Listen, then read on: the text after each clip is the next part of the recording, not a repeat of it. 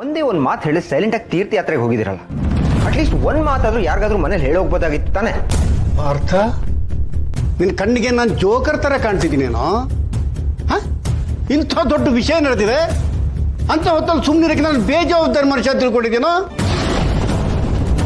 ನನ್ನ ಇಡೀ ಜೀವಮಾನ ತಂಗಿ ಮಕ್ಕಳು ಅಂತ ಸಹಿಸ್ಬಿಟ್ಟೆ ಕಣೋ. ನನಗೋಸ್ಕರ ಒಂದು ದಿವಸ ನನ್ನ ಬದುಕನ್ನು ಬದುಕಿಲ್ಲ ನಾನು. ಅರ್ಥ ಗೌತಮ್ಗೆ ಒಳ್ಳೇದಾಗೋ ಒಂದು ಚಿಕ್ಕ ವಿಷಯ ಗೊತ್ತಾದರೂ ಸಾಕು ಕಣೋ, ನಾನು ಸುಮ್ಮನಿರಲ್ಲ, ನನ್ನ ಕೈಲಾದ್ದು ಮಾಡ್ತೀನಿ.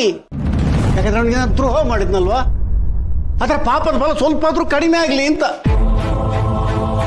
ಇಂಥ ವಿಷಯ ನಡೆದಿದೆ, ನಾನು ಸುಮ್ಮನಿರಕ್ಕೆ ಹೆಂಗೆ ಸಾಧ್ಯ? ನನ್ನ ಬಗ್ಗೆ ಏನು ತಿಳ್ಕೊಂಡಿದ್ದೆ ನೀನು? ಮಾವ, ಏನು ಹೇಳಬೇಕು ಅಂತೀರ ಸ್ಪಷ್ಟವಾಗಿ ಹೇಳಿ, ಏನು ಕಾರಣ? ಅರ್ಥ ಇದಕ್ಕೆಲ್ಲ ಕಾರಣ ನಿನ್ನ ಅಣ್ಣ ಕಿರಾತಕ ಜಯದೇವ್ ಕಣೋ. ಮಿಂಚು ಗೌತಮ್ ಮಗಳು ಅಂತ ಗೊತ್ತಾದ್ಮೇಲೆ ಗೌತಮ್ಗೆ ಫೋನ್ ಮೇಲೆ ಫೋನ್ ಮಾಡ್ದೆ ಕಣೋ, ಅದ್ರ ಫೋನೇ ಎತ್ಕೊಂಡಿಲ್ವಲ್ಲ. ಅಷ್ಟೊತ್ತಿಗೆ ನಿನ್ನ ಅಣ್ಣ ರಾಕ್ಷಸ ಬಂದ ಕಣೋ. ನನ್ನ ಕಿಡ್ನಾಪ್ ಮಾಡ್ದ, ನನ್ನ ಎರಡೂ ಕೈಕಾಲನ್ನು ಕಟ್ಟಿ ಹಾಕಿದ, ಕೊಡಬಾರ್ದ ಹಿಂಸೆ ಕೊಟ್ಟ. ಪಾರ್ಥ 4-5 ದಿವಸ ಒಂದು ಹನಿ ನೀರು ಕೊಟ್ಟಿಲ್ಲ, ಒಂದು ತನ್ನ ಕೊಟ್ಟಿಲ್ಲ, ಕೊಡಬಾರ್ದ ಹಿಂಸೆ ಎಲ್ಲ ಕೊಟ್ಬಿಟ್ಟ ಪಾರ್ಥ. ಎಷ್ಟು ಚಿತ್ರ ಹಿಂಸೆ ಕೊಟ್ಟ ಅಂದ್ರೆ ಆ ಹಿಂಸೆ ಅನುಭವಿಸಿದ ನನಗೆ ಮಾತ್ರ ಗೊತ್ತು. ಆದ್ರೆ ಮಿಂಚು ಸಿಕ್ಕಿದ್ಲಲ್ಲ, ಅದೇ ನನಗೆ ತುಂಬಾ ಖುಷಿ. ಒಂದು ಕ್ಷಣ ತಡೆಯಕ್ಕಾಗಲಿಲ್ಲ. ಮತ್ತೆ ಬಿಗ್ ಬ್ರೋಗ್ ಯಾಕೆ ಈ ವಿಷಯ ಹೇಳಿಲ್ಲ? ಎಲ್ಲ ಗೌತಮ್ ಗೊತ್ತಾದ್ರೆ ಗೌತಮ್ ಜಯದೇವನ ಸುಮ್ಮನೆ ಬಿಡ್ತಾನೇನು? ನೋಡು, ಮಿಂಚಿನ ಗೌತಮಿಂದ ದೂರ ಮಾಡಬೇಕು ಅನ್ನೋ ಐಡಿಯಾ ಜಯದೇವ್ದು ಅಂತ ಗೊತ್ತಾದ್ರೆ ಜಯದೇವನ ಏನ್ ಮಾಡೋಕ್ಕೂ ರೆಡಿ ಇದ್ದಾನೆ. ಆಗ ಗೌತಮ್ ಕಂಟ್ರೋಲ್ ತಪ್ತಾನೆ, ಏನ್ ಬೇಕಾದ್ರೂ ಆಗ್ಬೋದಿತ್ತು. ಗೌತಮ್ ಮನಸ್ಸಲ್ಲಿ ಜಯದೇವ್ಗೆ ಕ್ಷಮೆ ಅನ್ನೋದೇ ಇಲ್ಲ ಕಣೋ. ಏನ್ ಬೇಕಾದ್ರೂ ಆಗ್ಬೋದಲ್ಲ, ಹಿಂಗ ಆಗಬಾರ್ದು ಅಂತ ನನ್ನ ಆಸೆ ಕಣೋ.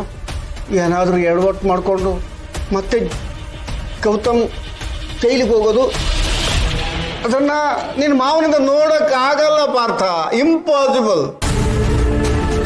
ಒಮ್ಮೆ ಅವನು ಜೈಲಿಗೆ ಹೋದವನು ಹೊರಗೆ ಬರಕ್ಕೆ ಎಷ್ಟು ಕಷ್ಟಪಟ್ಟಿದ್ದಾನೆ ಅಂತ ನನಗೆ ಗೊತ್ತು ಪಾರ್ಥ, ನನಗೆ ಗೊತ್ತು. ಇವ್ನು ಮಾಡಿರೋದನ್ನ ನೆನ್ಸ್ಕೊಂಡ್ರೆ ಅಣ್ಣ ಅಂತ ನೋಡಿದೆ, ಇವ್ನು ಏನಾದ್ರು ಮಾಡ್ಬಿಡೋಣ ಅನ್ಸ್ತಾ ಇತ್ತು. ಅಣ್ಣ ಅಂತ ಹೇಳ್ಸ್ಕೊಳಕ್ಕೂ ನಾಲಾಯಕ್ಕೆ. ಅದಕ್ಕೆ ಪಾರ್ಥ ನಾನು ಇಷ್ಟು ದಿವಸ ಕಾದಿತ್ತು. ಅದರ ಒಂದು ವಿಷಯ ತಿಳ್ಕೊ, ಜಯದೇವ್ ಜನ್ಮದಲ್ಲಿ ಸರಿ ಹೋಗಲ್ಲ. ಅವ್ರು ಸತ್ರು ಬದಲಾಗೋ ಜನ್ಮನೇ ಅಲ್ಲ ಕಣ ಒಂದು. ನನ್ನ ಪ್ರಕಾರ ಅಂತ ದುಷ್ಟ ಜಂತು ಆಸೆನೆ ಬಿಟ್ಬಿಡೋದು ಒಳ್ಳೇದು ಕಣೋ. ಒಂದು ವಿಷಯ ಹೇಳ್ತೀನಿ, ಆ ಕಾರ್ಕೋಟಕನ ನೆರಳು ಕೂಡ ಈ ಮನೆ ಮೇಲೆ ಬೀಳಬಾರ್ದು.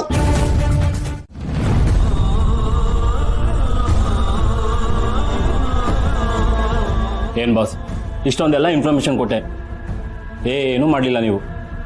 ಕೊನೆಗೆ ಮಗುನೂ ಅವ್ರ ಹತ್ರನೇ ಉಳ್ಕೊಂಡ್ಬಿಡ್ತು. ಈಗ ಮನೇಲಿ ಎಲ್ಲರೂ ಆರಾಮಾಗಿದ್ದಾರೆ, ಏನೂ ಆಗಲಿಲ್ಲ.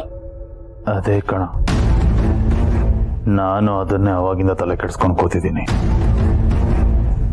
ನನ್ನ ಕೈಲಿ ಈ ಸೋಲನ್ನ ಒಪ್ಕೊಳಕ್ ಆಗ್ತಾ ಇಲ್ಲ. ನೆನೆಸ್ಕೊಂಡ್ರೆ ಸಾಕು ಮೈಯೆಲ್ಲ ಉರಿತಾ ಇದೆ. ಅವಳು ಹುಟ್ಟಿದಾಗಿಂದ ಇಲ್ಲಿವರೆಗೂ ಒಂದಲ್ಲ ಎರಡಲ್ಲ ಮೂರ್ ಸಲ ಪ್ರಯತ್ನ ಪಟ್ಟಿರೋದು, ಆದ್ರೆ ಒಂದ್ಸಲನೂ ಸಕ್ಸಸ್ ಆಗ್ಲಿಲ್ಲ.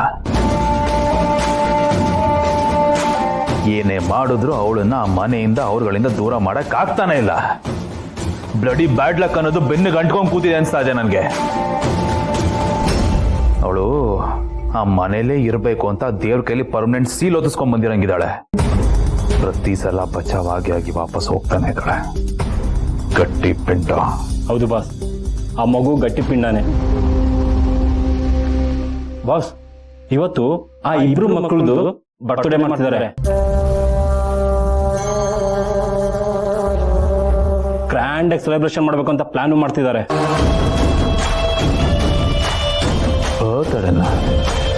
ಆ ಇಬ್ರು ಮಕ್ಕಳದ? ಹೌದು ಬಾಸ್.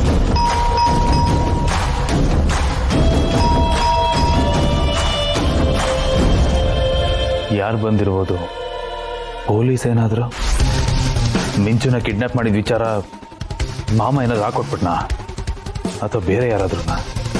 ಗೌತಮ್ ಕಡೆಯವರು ಯಾರಿರ್ಬೋದು? ಏನ್ ಮಾಡೋದೀಗ?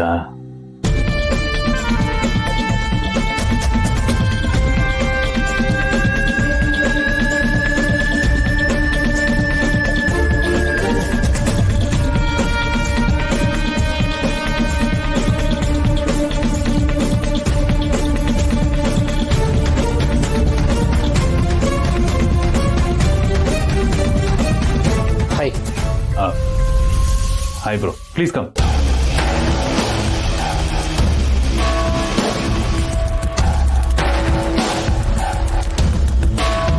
ಪ್ಲೀಸ್.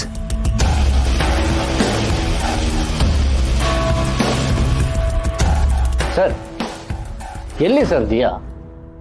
ಒಂದು ವಾರದಿಂದ ಅವಳು ಸುದ್ದಿನೇ ಇಲ್ಲ. ಅವಳು ಕಾಲ್ ಮಾಡಿಲ್ಲ, ನಾನು ಕಾಲ್ ಮಾಡಿದ್ರೆ ಕನೆಕ್ಟು ಆಗ್ತಾ ಇಲ್ಲ